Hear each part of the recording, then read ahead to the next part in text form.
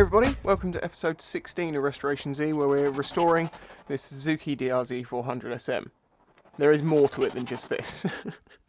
Carrying on from the last episode, the engine has now been cleaned up the best I can. It's cleaned it off using brake cleaner, WD-40, the little wire wheels on a Dremel, a lot of rags, and a lot of patience. I'll talk about this in a minute, but can you see that little sleeve there? That comes out.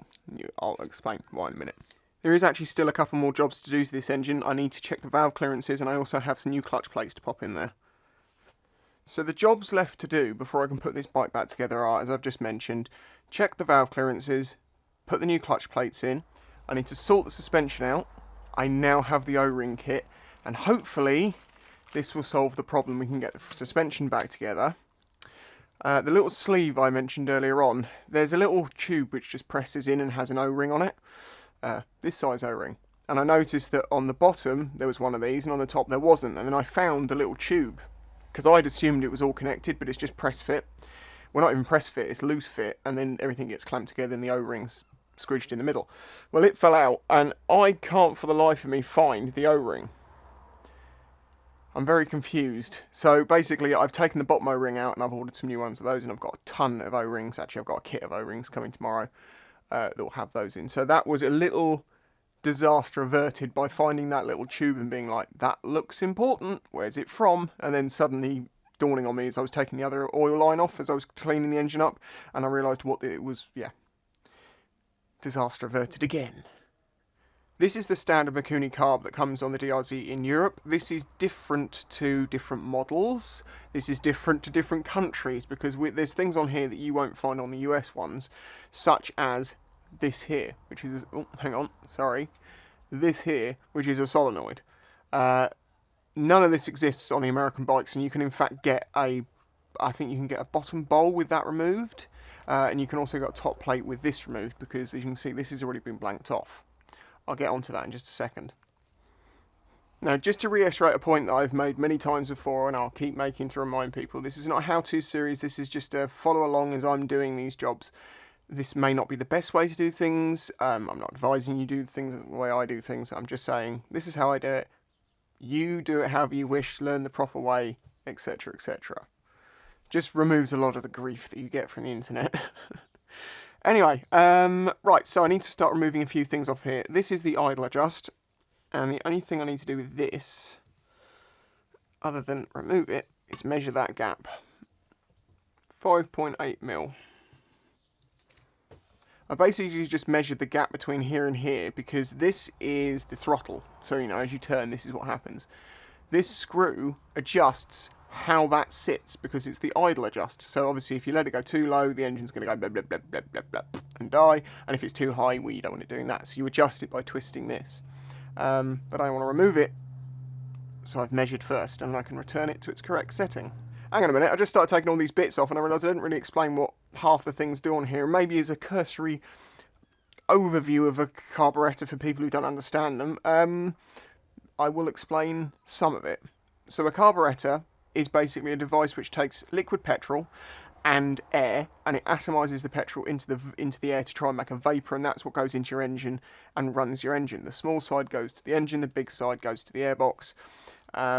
This is the choke, so if your bike's cold and it needs a bit more fuel to run, you can pull that out to help it do that.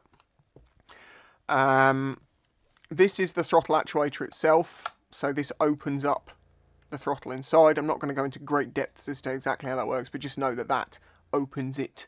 This line here is a vacuum line, and that goes to the petcock on my tank, because it is a vacuum fed petcock, which means it won't allow fuel to run unless there is a vacuum on this hose, which means the bike's running basically. But basically, yeah, the fuel goes into here, it gets drawn up into the chamber, and the air passing through mixes, and then that's what basically runs your bike.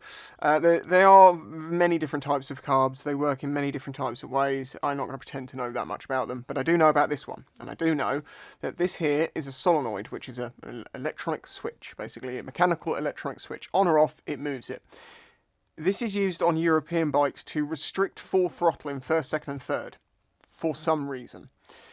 It's already been removed because, as you can see, it says on here, not in use, because when I took it off the bike it wasn't in use. But I actually can remove that off of here and just get rid of this entirely, which will neaten things up. This one here is the throttle position sensor, is in the throttle body position sensor. This is calibrated to your carb by moving it left and right. These are elongated holes, so you can kindly shim it and you test the resistance on here to make sure it's correct, blah blah. And it lets the ECU know the position of the throttle. Now, it has been said by many people on the DRZ that if you unplug this, you will not notice a difference. Like, it doesn't actually do a lot. But it's there, it was working before, I'm going to leave it on. But as I say, this wasn't, so this is going to come off, and this is nice and simple. The cap on the top here, this was also part of this valve system because there used to be a tube that went between the two. But that's now gone, and that was blocked off with this. Yay. Oh, thought it did. Okay, so that comes out. Then we have to undo this screw here, which looks a little bit minging. Try and break any salt that's in there.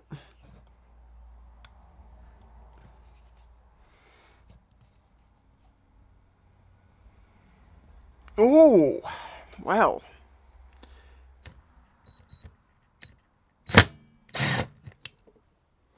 Very fortunate that there was an impact driver here and I was able to use it. Honestly, impact drivers are probably one of the most amazing things that I've used in recent years. What they can undo is nuts. As I say, I did actually have one lined up for this build with a company, but unfortunately I had to say no because I didn't like the contract they tried to get me to sign.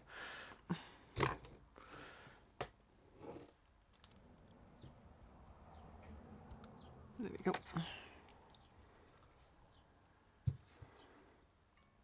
Basically, is that, because that little plunger sat on there and it went in and blocked the little hole, I believe.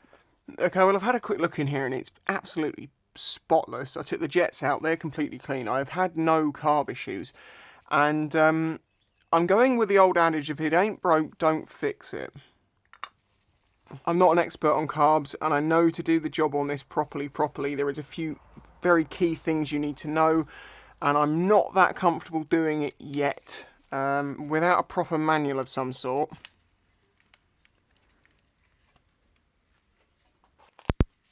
Sorry if there's a bit of a jump ahead here. I've been having some mic-related issues, which I think I've got to the bottom of now, hopefully.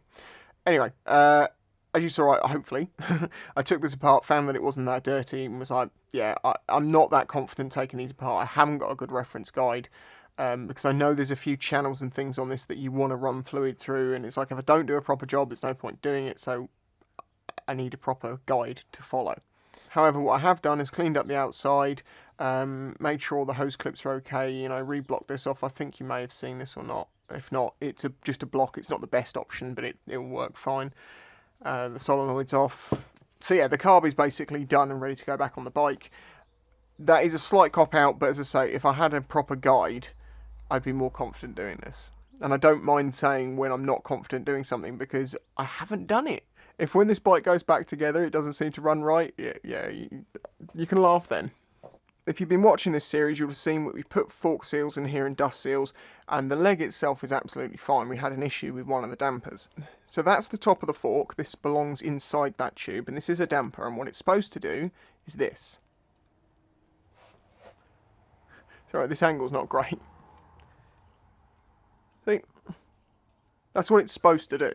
However, the other one, look, it's like it wants to return itself in, and that's because it's got a vacuum going on. Now, that's because of this plug that's in the top here, I believe. Well, the O-rings on this one are leaking, because when I press it in, they go, and you can hear the air coming out.